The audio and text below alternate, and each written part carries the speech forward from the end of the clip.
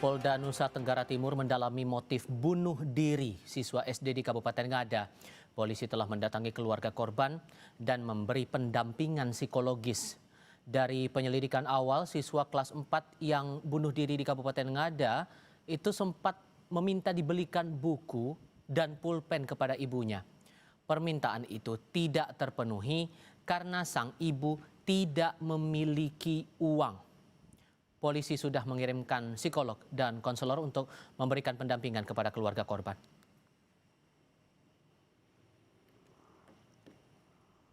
Hasil penyelidikan awal dari hasil olah TKP demikian. Karena ada kekecewaan atau ya kita masih kita dalami lagi ya. Cuma yang info yang pertama dari hasil olah TKP, laporan yang saya terima dari anggota di lapangan khususnya Polres Ngada, demikian baik bantuan material maupun pembinaan pendampingan mental, psikologi kita sudah mengirim juga ke psikolog maupun konselor untuk memberikan pendampingan kepada keluarga korban. Menteri Sosial Saifullah Yusuf menyatakan keprihatinan mendalam atas kasus meninggalnya seorang siswa SD di Ngada, Nusa Tenggara Timur yang diduga bunuh diri. Mensos menegaskan kejadian ini menjadi alarm bagi pemerintah untuk memperkuat pendampingan dan pemutakhiran data keluarga dengan kemiskinan ekstrem.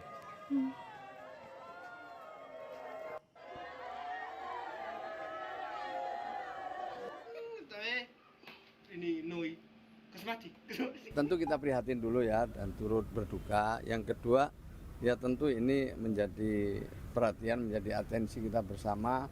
Ya tentu bersama pemerintah daerah. Kita harus memperkuat pendampingan, kita harus memperkuat data kita. Ya kita harapkan tidak ada yang tidak terdata. Ini hal yang sangat penting saya kira kembali kepada data.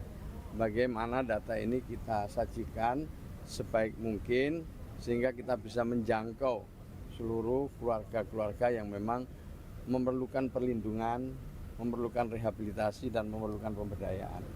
Ya, jadi itu sampai di situ dulu dan ini sungguh-sungguh menjadi keprihatinan kita bersama.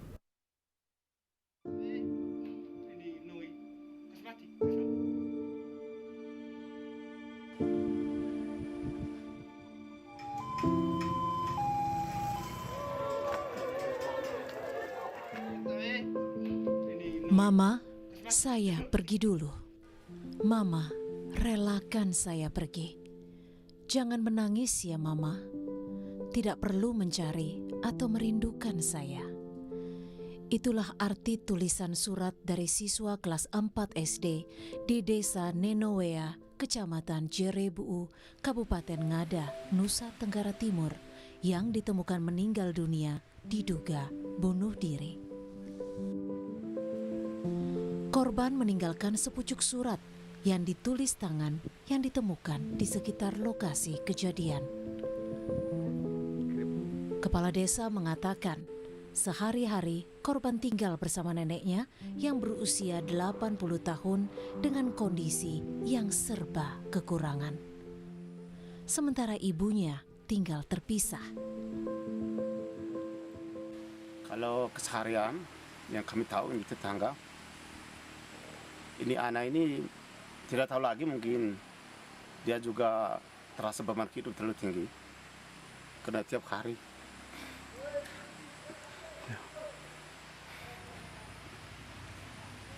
dia pulang sekolah itu lapar. Psikolog anak, remaja, dan keluarga Sani Budiantini Hermawa menilai tekanan ekonomi dan ketidakpekaan orang tua terhadap keadaan emosi anak bisa jadi pemicu anak frustasi sehingga berani melakukan hal ekstrim seperti bunuh diri. Ada beberapa faktor yang bisa muncul. Salah satunya faktor depresi, faktor bullying, faktor tekanan ekonomi, dan yang jelas di sini adalah bagaimana ketidakpekaan orang tua terhadap keadaan emosi anak itu menjadi gerbang yang sangat menyakitkan anak, membuat anak merasa terabaikan, tidak dihargai, mungkin ada rasa malu, dan akhirnya dia frustrasi dan lebih baik akhirnya mengakhiri hidupnya. Hasil pemeriksaan awal polisi sebelum ditemukan meninggal, korban meminta uang kepada ibunya untuk membeli buku dan pulpen. Namun permohonan itu tidak terkabul karena sang ibu tidak memiliki uang. Polda NTT pun sudah mengirimkan psikolog dan konselor untuk memberikan pendampingan kepada keluarga korban. Tim Liputan, Kompas TV.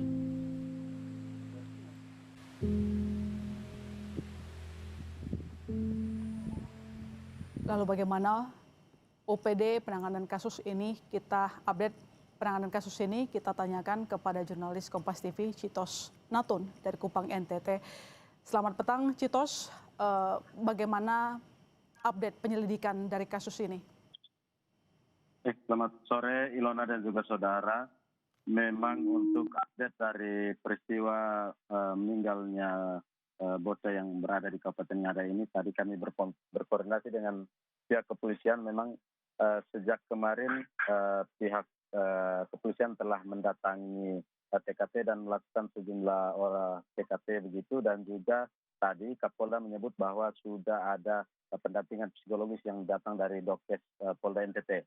Dan Ilona, kalau kita melihat tadi saya berbincang dengan salah satu pejabat yang ada di Kabupaten Ngada bahwa memang kondisi keluarga ini terbilang cukup miskin karena selain buku tulis dan juga pensil yang tidak mampu dibelinya, kami mendapat informasi bahwa sang ibu tidak bisa mendapatkan bantuan dari pemerintah begitu karena memang identitas dari ibu ini sendiri belum bermigrasi dari Kabupaten Nagekeo ke Kabupaten Ngada, sehingga itu menyulitkan keluarga ini mendapat atau sentuhan dari bantuan-bantuan pemerintah seperti PHK dan BLT dan sebagainya.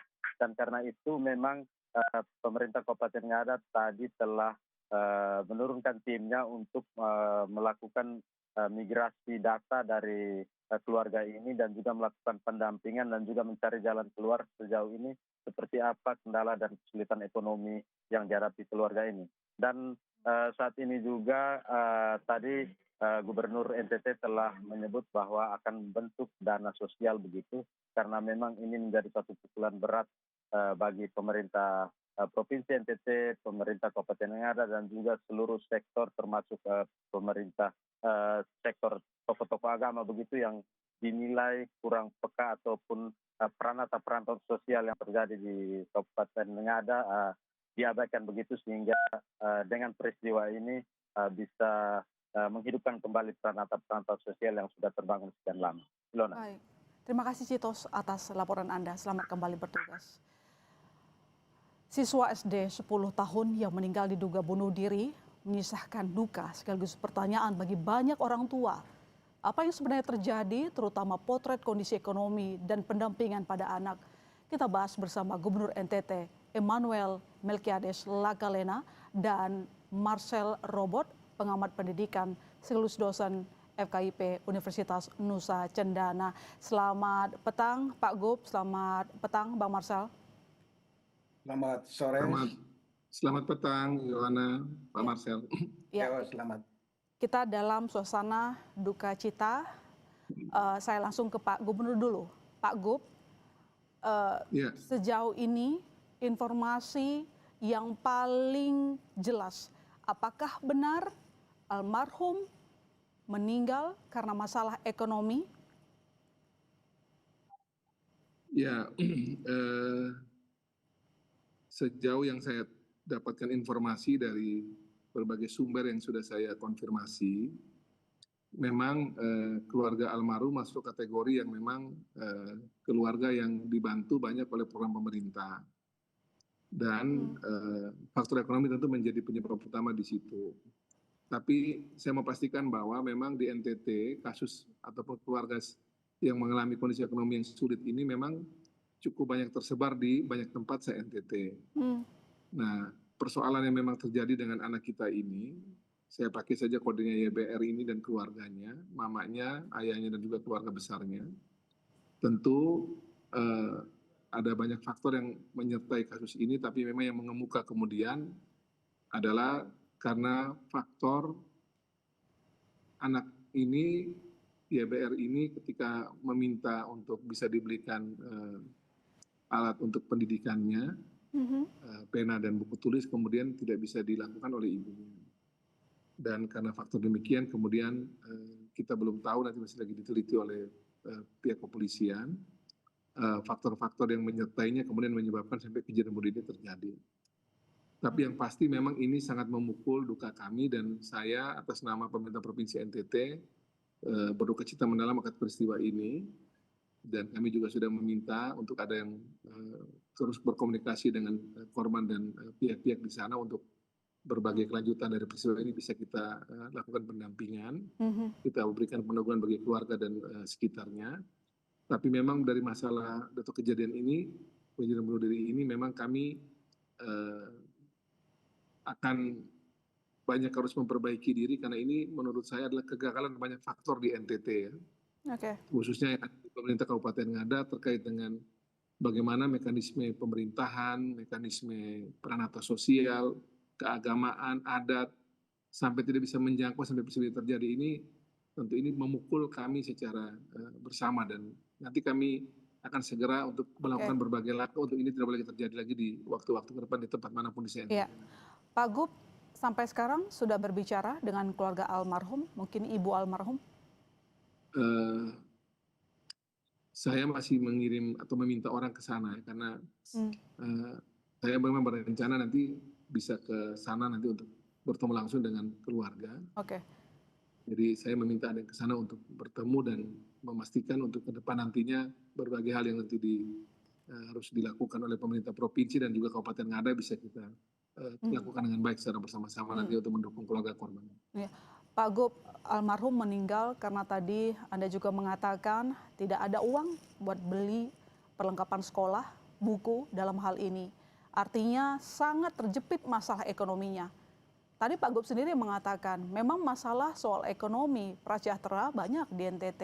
Apakah memang almarhum keluarganya tidak tercatat di keluarga prasejahtera?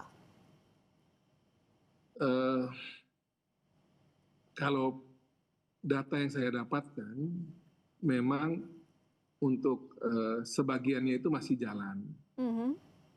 Tapi memang karena ini ada pergeseran kependudukan dari satu tempat di daerah kabupaten tetangga ke kabupaten yang sekarang. Dulu keluarga ini tinggal di Nangaroro, Kabupaten Nagakeo, kemudian pindah ke Jerebuu, Kecamatan Jerebuu di Kabupaten Ngada. Memang persoalan administrasi yang saya dapatkan informasi itu, administrasi kependudukannya belum sempat diperbaiki. Dan ini memang mempengaruhi dukungan dari pemerintah terkait dengan program-program untuk keluarga masyarakat yang memang masih dianggap belum mampu ya, seperti yang dialami oleh keluarga korban. Nah sayangnya memang kalau saya dapatkan kabar itu, karena persoalan administrasi ini juga mungkin dukungan terhadap keluarga ini, anak ini, si YBR ini juga akhirnya mungkin tidak bisa maksimal. Jadi kita juga nampaknya dari peristiwa ini nanti kami tentu nanti koordinasi dengan Pak Menteri Sosial dan semua kementerian lembaga terkait. Hal demikian juga meskipun kita coba mempermudah juga soal administrasi semacam ini. Jadi kalau dia di kabupaten sebelumnya dia dapat, pindah begini ternyata administrasinya juga ternyata tidak mudah karena mesti harus dirapikan dulu baru bisa dapatkan dukungan pemerintah terkait dengan program-program untuk keluarga miskin seperti ini. Baik, Bang Marcel, atas kejadian ini Anda sebagai orang yang memerhatikan pendidikan di sana, apa yang bisa kita tangkap, apa yang bisa kita potret? Kenapa seorang anak kecil menyimpan luka yang dalam tanpa diketahui pihak sekolah, orang desa? Oke, baik. Terima kasih. Selamat sore, Pak Melki, Pak Gubernur. Selamat sore. Ya. Pertama sekali saya mengucapkan ikut berbela-sungkawa yang mendalam atas meninggalnya anak adik kita YBL. Ya. Bagi saya kematian beliau itu adalah martir pendidikan, kematian suci. Ya. Dan sepotong surat yang dia tinggalkan itu adalah pesan penting ya bagi pemerintah Indonesia dan terutama bagi pemerintah NTT. Ya, sebagai seorang pengamat pendidikan, saya melihat ini adalah kematian yang memilukan, mungkin sekaligus memalukan. Ya, yang pertama, saya melihat memang problem-problem pendidikan yang menjadi urusan wajib negara, terutama di Nusa Tenggara Timur, belum sepenuhnya dilakukan dengan baik. Saya ingin mengatakan begini, ya kalau kita melihat data itu, ya itu sekitar 145.000 anak itu yang bakal putus sekolah, bahkan putus sekolah di NTT. Ini artinya apa? Ini artinya masa depan kita itu begitu suram di NTT kalau melihat dari aspek pendidikan. Padahal kalau kita mau sedikit menyimak pendapat Peter Drucker, dia mengatakan bahwa pendidikan itu investasi terdalam gitu. Maksudnya dia bukan sama dengan bangun jembatan, tapi investasi yang kira-kira bisa melakukan apapun kalau orang itu bisa cerdas dan pandai. Nah, persoalan sekarang ialah hasil survei, ya kita pernah melakukan survei. Bapak Go, kita bisa melihat bahwa permasalahan yang ketika misalnya dalam satu keluarga terdiri atas 5 orang, kemudian 5 orang ini masing-masing ada 2 orang yang ke SMA, ada 1 orang ke kuliah, 1 orang dari SMP dalam satu keluarga. Dalam tahun ajaran yang sama, biasanya mereka mengalami kesulitan secara ekonomi. Iya, Bang Marcel, dengan fakta yang Anda sebutkan tadi, lantas apa masukan Anda kepada Pemda NTT, di sini ada Pak Gop, yang bisa segera harus kita lakukan sehingga tidak terjadi lagi hal-hal memilukan seperti ini? Oke, saya kira beberapa poinnya. Yang pertama, intervensi pemerintah itu harus tepat. Misalnya pemberian bantuan, ya, bantuan afirmasi kepada sekolah-sekolah, kepada siswa-siswa yang tidak mampu. Ya. Jadi biasanya tahun ajaran baru itu kesulitan. Kalau sejumlah anak di dalam keluarga itu sekolah, itu mereka kesulitan membeli tas, kesulitan membeli sepatu, baju seragam dan seterusnya, termasuk membeli buku tulis dan pulpen. Jadi khusus untuk pemerintah NTT itu mesti ada pemikiran untuk melakukan intervensi dana afirmasi gitu ya. Ya, khusus untuk tahun ajaran baru. Saat itu mereka kesulitan bukan main. Dan kita pernah melakukan survei itu. Ya, itu kesulitannya.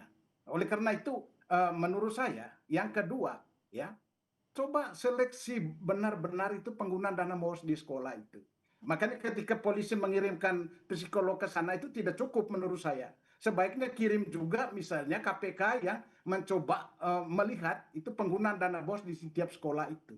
Kenapa kemudian tidak dijatahkan untuk membeli ballpoint, membeli buku yang disiapkan secara gratis untuk anak-anak yang memang tidak mampu? Begitu. Oke, baik. Pak Gop, peristiwa ini membuktikan memang Pemda gagal. Negara terlambat hadir.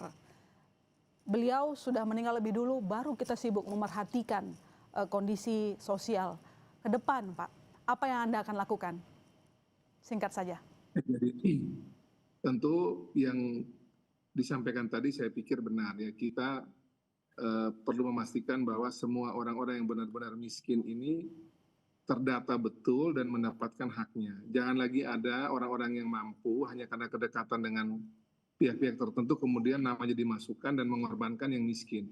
Jadi ketepatan kepada mereka yang miskin yang harus mendapatkan bantuan ini itu menjadi satu faktor kunci. Jadi data ini penting dan kami terus memperbarui data agar seluruh yang miskin se-NTT ini benar-benar mendapatkan haknya sesuai dengan apa yang harus menjadi kewajiban negara kepada mereka. Yang kedua juga tentu di luar pemerintah, kami juga nanti lagi memikirkan ini, saya betul-betul dengan peristiwa ini saya lagi betul-betul lagi cari cara agar di luar yang sudah pemerintah siapkan yang pasti tidak mungkin bisa menjawab banyak kebutuhan, tapi juga masyarakat sendiri secara bersama-sama gotong royong yang menjadi semangat bangsa ini, kami lagi tadi saya sudah mulai bicara di beberapa tempat untuk kita mesti membuat semacam ada pelembagaan, lembaga yang bisa kita menggunakan itu sebagai dana gotong royong untuk bantu orang-orang susah seperti ini. Jadi di luar skema pemerintah yang pasti sudah menjangkau banyak hal, tapi pasti ada yang kurang. Seperti tadi disampaikan misalnya soal tas yang dibutuhkan oleh keluarga miskin untuk anak-anaknya. Itu nanti kita akan cari caranya untuk kita himpun dana masyarakat secara bersama-sama digunakan dengan baik oleh perwakilan masyarakat di situ untuk nanti menyalurkan kepada yang membutuhkan seperti ini. Sekali lagi memang ini peristiwa memberikan kami banyak catatan, ini peristiwa kemanusiaan yang luar biasa bagi kami dan sekali lagi kematian YBR ini bela sungkawa bagi keluarga dan buat kita semua dan ini menjadi catatan kita untuk kita perbaiki banyak hal untuk penanganan urusan sosial juga pendidikan ke depan. Baik, terima kasih Pak Gop, terima kasih Bang Marcel telah bergabung di Kompas Petang. Selamat petang, Bapak-Bapak. Selamat petang. Selamat Selamat petang. petang. Sesaat lagi di